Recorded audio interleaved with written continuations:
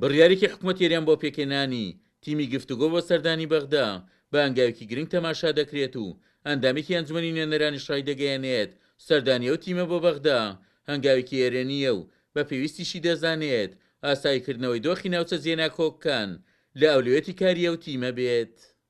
ومێد دەکەم و داوا ئەەکەم ئەم وەفدەی کە ئەچێتە بەغدا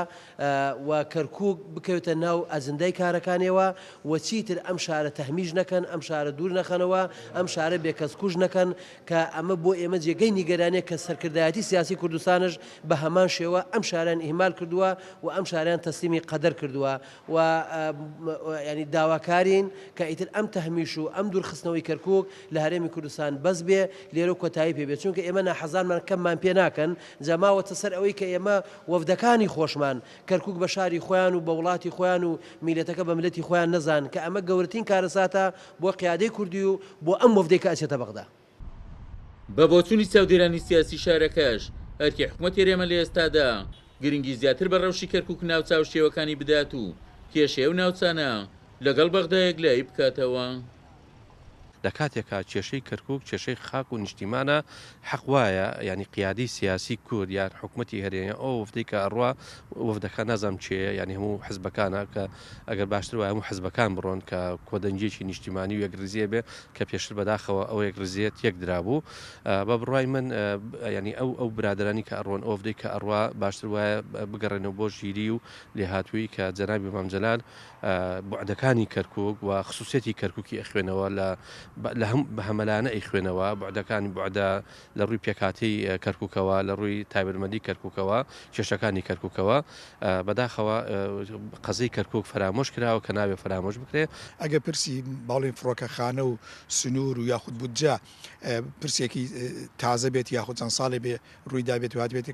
بێتە یەکێ لە خلافەکانی نێوان هەرێمی کوردستان و ئیدارەی بەغا بەڵام پرسی کەرکووک پرسێکی نەتەوەییە کڕۆکی هەموو چارەسەرەکانە و هەموو چارەسەرەکانی کێشەکانی نێوان کورد و باوڵێن حکوومەتەیەک لە دوایەکانی عراقە بە کەرکووکە تێپەڕەوە لە کەرو شاکە چارەسەرە بێ بۆیە زۆر گرنگە لە ئێستادا چوونی هەر وەفدێکی حکوومەتی هەرێمی کوردستان یاخود حزب لایەنە سیاسەکانی کوردستان بۆ چارەسەرکردنی گرفت و پرسەکان لە نێوان هەردوو لادا ئەبێ نوێنەرایەتی خەڵکی ناوچە داوەڕانەکە بە تایبەتی کەرکووک تیاابێ گەر بێت ئێمە لە دوای 2023 بەدواوە سیاست یەکلایکردنەوەی